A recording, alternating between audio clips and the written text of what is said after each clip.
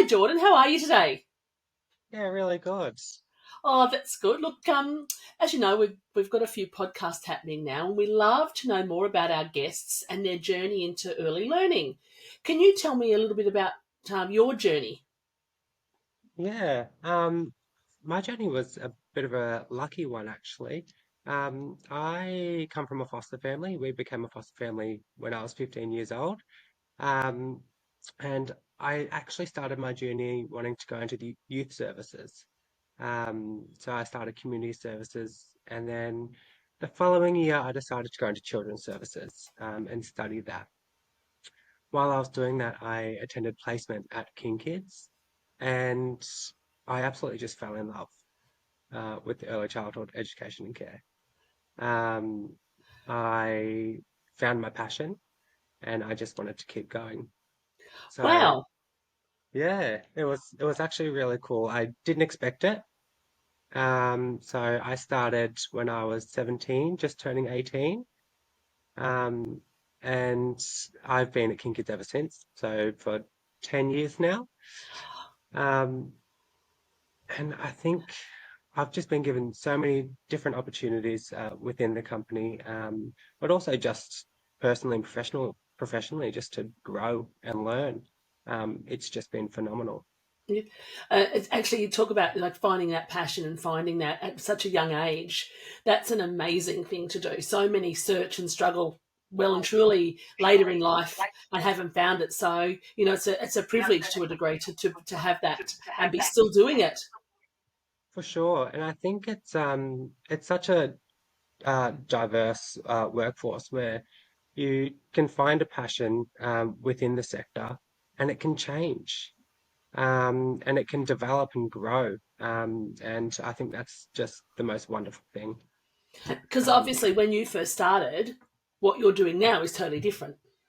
100%. I started as an educator, and I was an educator at KingKids Berwick for about 2 years. I had the opportunity to then go over to a new startup, which was KingKids Warren. And that was just a whole new ball game in itself. I learnt in the new startup uh, about the importance of maintaining relationships with families and children, and really starting a service.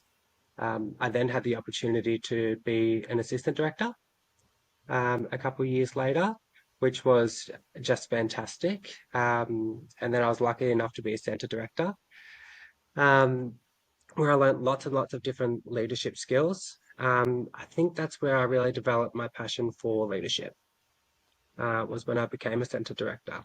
Yeah. Um, and as I stepped into a centre director role, I really thought that um, my kindness was my biggest weakness. Um, but that wasn't the case at all. It actually became my biggest asset. And I guess that's why I'm here today, to talk about positive leadership.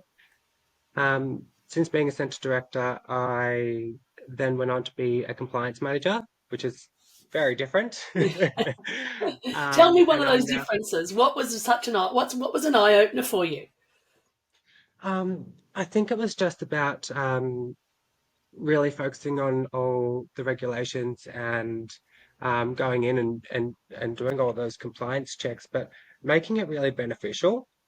So because I had both of those experiences, I thought, okay, I can pick up on these things, but I can actually mentor, and I can help people develop skills in these areas, so that they can continuously improve within the service, but also within themselves.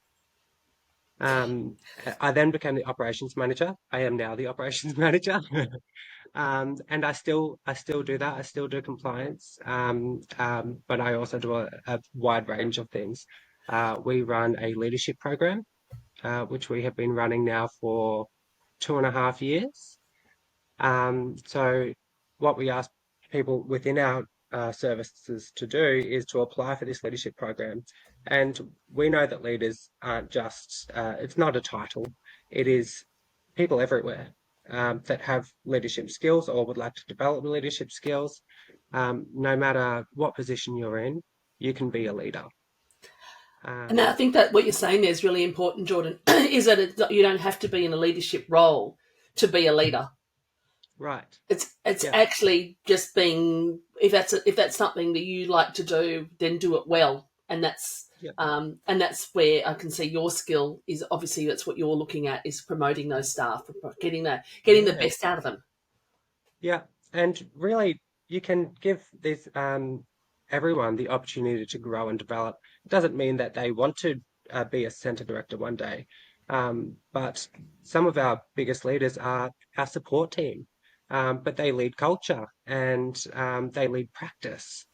Um, and that is one of the most important things that you'll find working within the early childhood sector is finding those people to actually lead that within the service.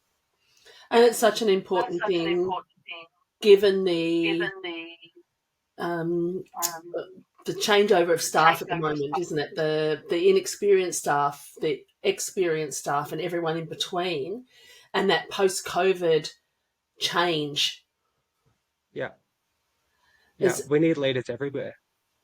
And to we actually ask people at the start of the program, what do you want to learn? The most common answer is, I want to learn how to have card conversations. And there's a common misconception, which is going back to what I was saying before about kindness, is that you have to leave kindness at the door if you're going to have a really difficult conversation, which is just untrue. Um, you can bring kindness into a conversation. It actually helps that other person develop further. Um, if you come with empathy and you come with your kindness, um, we're just people. We're all just people wanting to learn, wanting to do our best. Um, and if you understand that person, their values, how they learn, then you're going to get the best out of them. and if you enjoy coming to Enjoy work coming to because there's work. that training and support and leadership, that then of course rolls out to supporting who you're there for, which is your children. 100%. And Yeah, that is the most important thing. You have a positive culture, you have positive leadership, therefore you have really positive outcomes for children. absolutely, absolutely. That sort of leads me into our next question, really. I know we've sort of probably covered a little bit of it, but in planning for the conversation, we talked about a pathway from positive leadership to better outcomes for children. Is there anything else you'd like to add to that conversation? What's your thoughts about that? Yeah, well, I think there's really three key aspects, which is education, passion, and kindness within leadership to create that pathway. I love how So you mentioned kindness. yeah, That's a well, key, isn't it? it's free, right? And it you can just give it out. Yeah. Isn't there a saying, if you can be anything, be kind? Right. Yeah, and I don't see why not. I Yeah, don't see why not. I think it's important to know, going a little bit off topic, that we all make mistakes, and it's often where we learn the most. absolutely. Um, and we all do hard things, and we all have to do hard things. And that's again one of the places that we actually learn the most. I get told a lot that it's quite annoying, but when something happens, and I'm like, wow, that's that's really great that we can learn from this. And everyone's like, Jordan, we're sitting in something really difficult right now. I'm like, I know. Imagine all the learning that can come from this. Another day, right? Yeah, right. Um, but I think it's just having that lens of continuous growth and development. Um, but in terms of the positive outcomes for children, it's so important to maintain education. And I am talking about delivering education, but I'm also talking about having education available to your team, which is why we developed the leadership program, because we recognize that within our services and within the sector, we have so many amazing, great leaders, but there are skill gaps, Absolutely.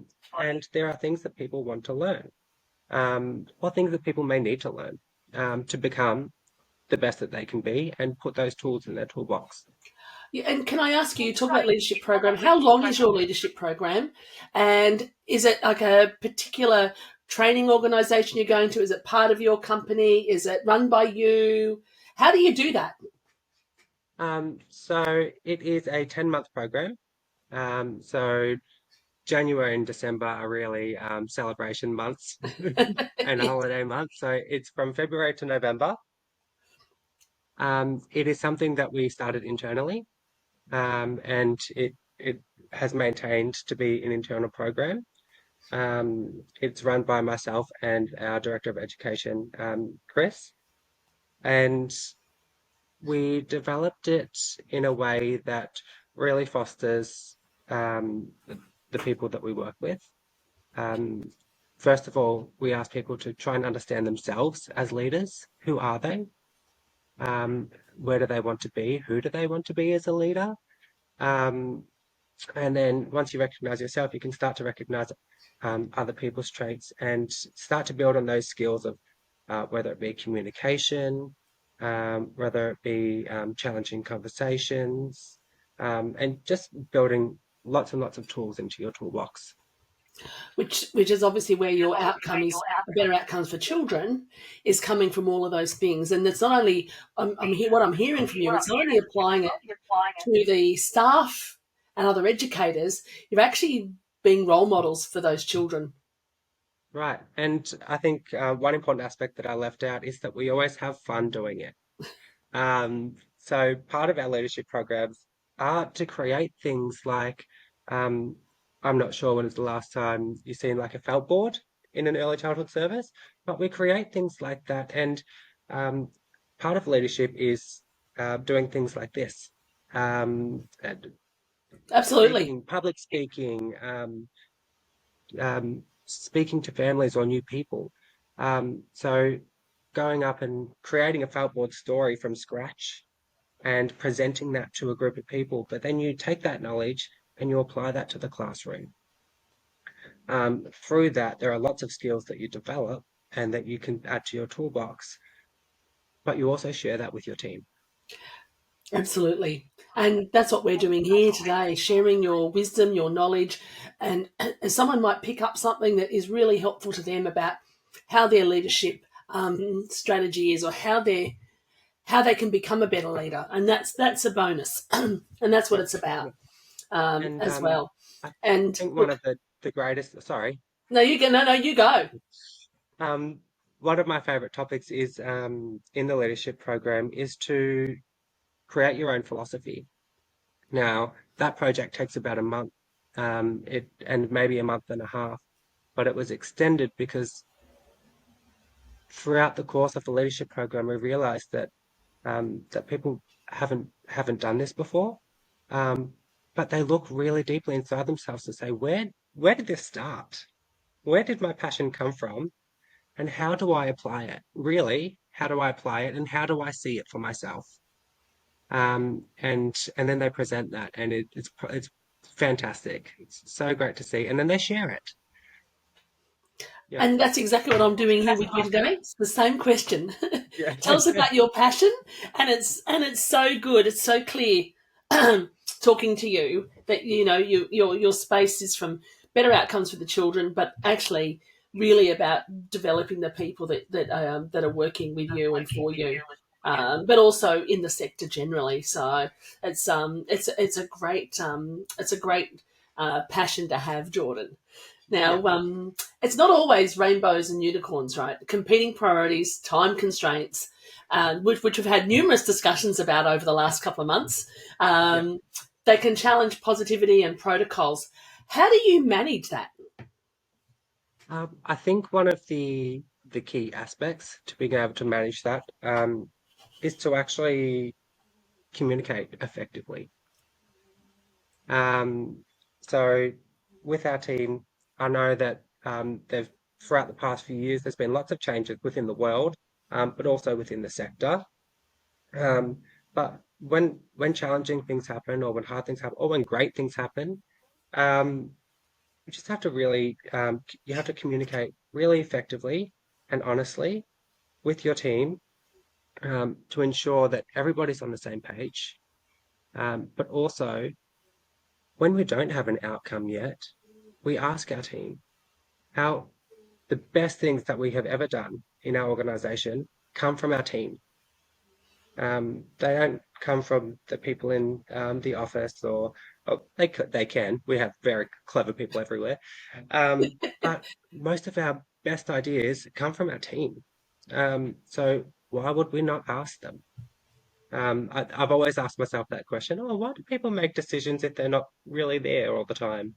Um, and I still stand by that. But Absolutely. And it is sometimes the people that are working, at that coalface, those boots on the ground, often don't even have the time. They're thinking the thoughts, but they haven't had that time to stop and come and say, hey, this would be a great idea. But that opportunity that you're giving them as part of that journey is to express themselves and, take away the fear of saying something as well. yeah, 100%. And I think the next aspect to that is, so when you do come up with a great idea, you actually then have to implement that idea. And how is that going to work practically? I could sit here and say, oh yeah, we can do this, this, and this, that'll be great. But is that actually going to work on a day-to-day basis when we have all of these things going on?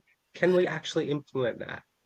And how is that going to work for you? For the people who it is actually going to affect day to day, how is that going to work? And is it going to be beneficial? Yes. And that's so important because that's like all there's so many great ideas, but in practice, and that's obviously part of the way you're getting your team on the journey with you is to put forward those ideas, but let's make sure they're going to work. Yes. And how are you going to set them up for success? Yes, and So, who's going to do it? right. So you can't just say something and say, okay, now it's yours. You have to be able to set the people up for success, That's set your right. whole team up for success. And that's the practicalities of it, really, isn't it? We can that's the rainbow and unicorns. Then we come down to our practicalities of this is great, but how do we do that? And it may be something that's ended up. Do you find some of those really awesome ideas that are so out of the box? Do you eventually find a way to implement part of it, or twist it, or turn it into something better? Yeah, well, I think that's the beauty of continuous improvement, and quality improvement. So as we start a project or something new, um, we get to reevaluate it. And you go a month or you go 3 months and you say, okay, so how is this working? And then you'll ask your team, you'll ask the families, you'll ask the children, and you'll get feedback and real honest feedback. Well, actually, this is working really awesome, but this didn't really work. We haven't used this. It's awesome. So what would be better in its place, or do we just not use that part? Yes. If it's not beneficial, why are we doing it? Yeah, it's about the why. It's asking the why, isn't it? Why is that Yeah, being done? yeah, Now, I'm going to throw you on a bit out here at the moment and ask you: have you got something that really sticks out as a idea or something that you've been able to put in place from staff or a child or a family? Is there any? You can don't have to answer, but I thought, is there something that really sticks in your mind? oh, there's so many things. I just can't think of one right now. That's all right. I thought there'd be lots. Yeah, there are lots, I'm sure, but I just can't think of it on the spot. No, that's fine. That's not a problem at all. Now, through this discussion, how important is it to take your service team on the journey? And is there anything you can share with us that makes that journey easier, or impart some wisdom about helping a team on that journey? Yeah. Um, Flip it around a little bit. I think that they're already on the journey with us. We're on this journey together. And we just help each other. The reason that the team are on the journey with us, what I believe that our team are on the journey with us is because there are opportunities for growth within our organization. We really strive to understand every single individual. I think it's important to know that we are a people focused sector. Uh, we have children, we have educators, it's people. So we have to understand and value every single person within our workforce. Um, and when people realize that, oh, wow, this organization or wherever you are, they really value who I am and what I can bring. They also understand my gaps Yes. and they want to help me to succeed. That's how we maintain so many of our team members. I know I've been here for 10 years at KingKids Barrack. We've still got, I would say, a third, half of the team that have been there for 11 years since it opened, Wow. 12 years. Um, Now, our entire management team, part of our were educators, and a lot of them were students with us, including myself. Yeah. Um, Which is actually really impressive because really what you're saying is about your leadership and your leadership program, you're actually putting in practice. You're supporting those people that are supporting you to push them and give them that career development and that opportunity. yeah. So going back to your question before about is there one thing that you think is really awesome? That's what Yeah, I think is really awesome. yeah, Yeah, we that do. is We put really that into awesome. practice. That's yeah. And that's such a I know we all talk about doing that, but it's actually not that easy to do. Yeah, yeah. And it's not a it's not a straightforward, okay, you're a student, I want to see your journey. It is, we're going to invest into our team because that is the right thing to do. Um, but also, our team are with the children every single day. And whether that is quality education, whether that is time, or just really honest conversations, we need to invest into our team of resources to ensure that they have the tools to succeed, to get positive outcomes for the children, to succeed professionally for themselves, and just to maintain a culture of positive, continuous learning. Yeah, and that's important. Yeah, yeah, That's I know you've covered leadership in such a nice way, Jordan. And I really go back to that first part we talked about where you actually mentioned the word kindness and yeah, kind. And if you think about it, that's overarching in everything we've talked about in this podcast. So well done to you to have that in there as well. Now, what what we ask all of our guests is looking forward, what are some of the big challenges facing the sector in the next few years? yeah. Well, I think the most obvious one is the workforce shortage that we are currently experiencing nationwide. I would almost say worldwide. Is that we've seen so many people leave the early childhood sector. Um, we've also had a drop in numbers coming into the early childhood sector. Um, but in turn, we've had lots of people come into the sector um, that haven't been here before, that don't have that prior knowledge or experience, and they're coming in on fast-tracked education.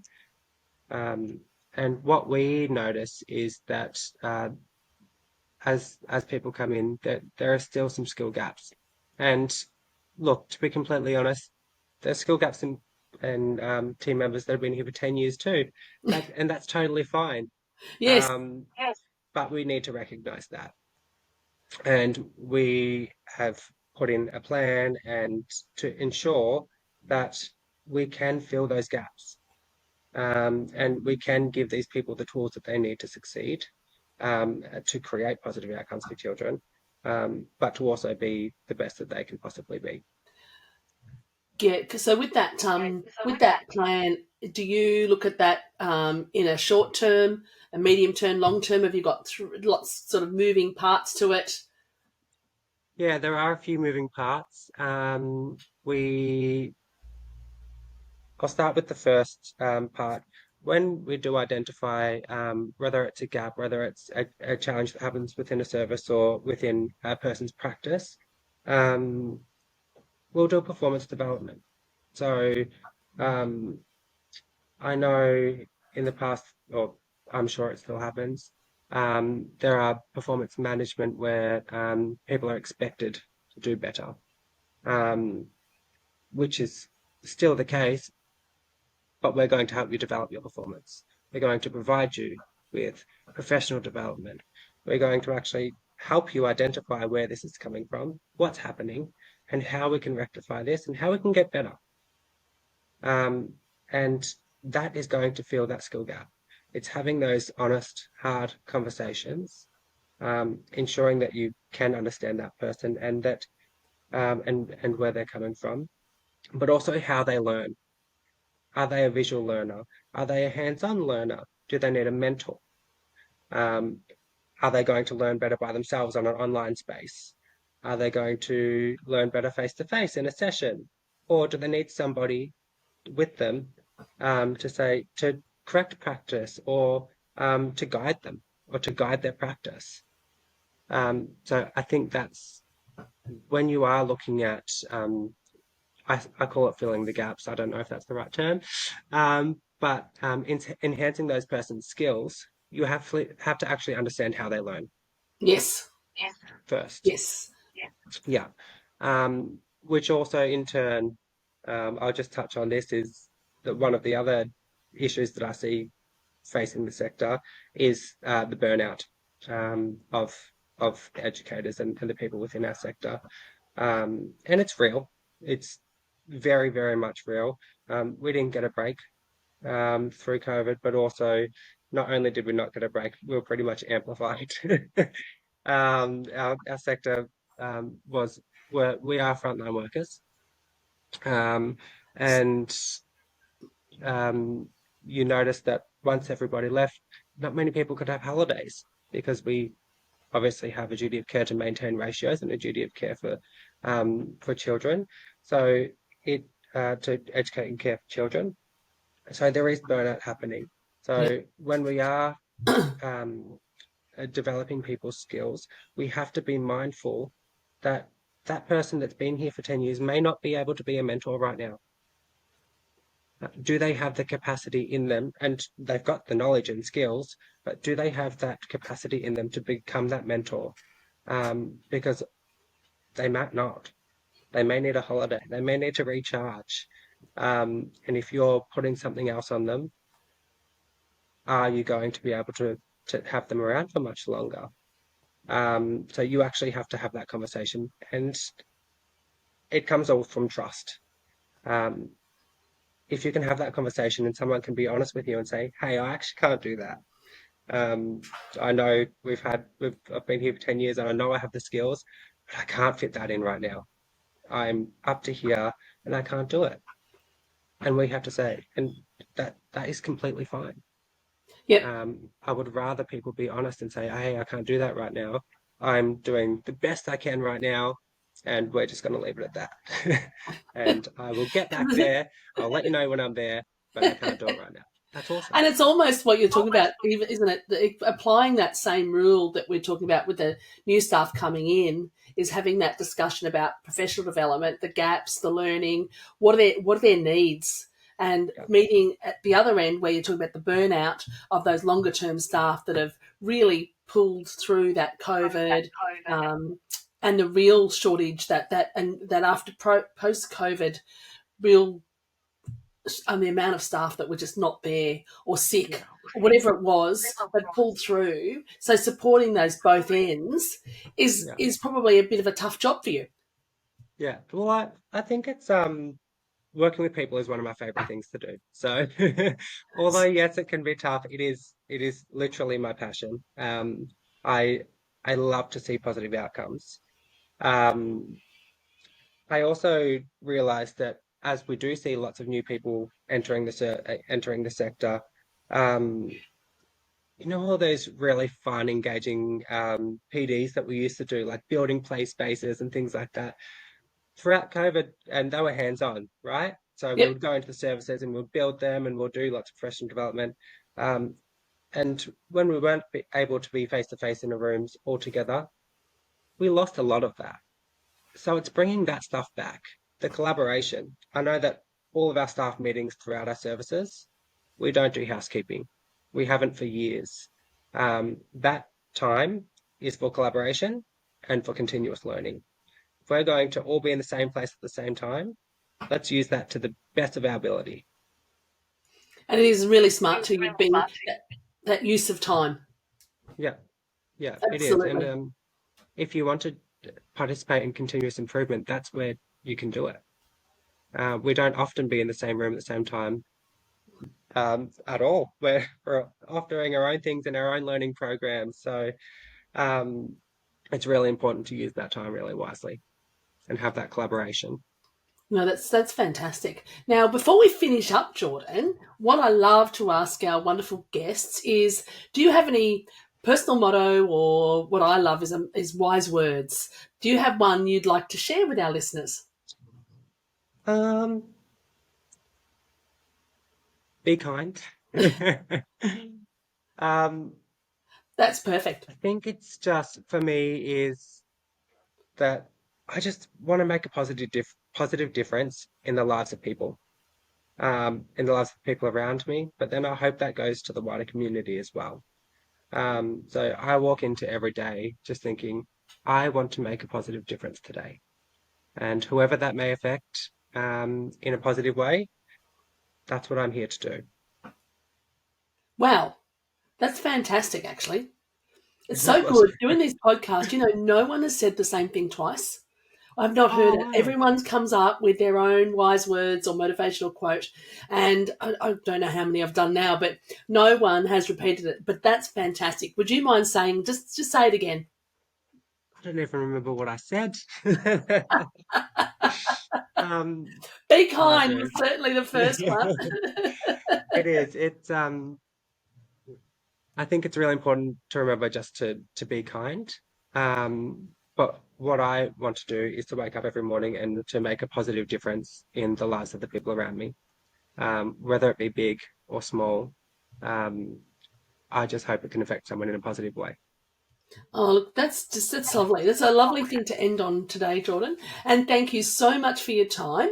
Um, what we'll do is share any information that you want to give to us with our listeners, and we'll talk again soon. Awesome. Thank you, Wonderful. Paula. Thank you, Jordan, for Great your talking to time. you.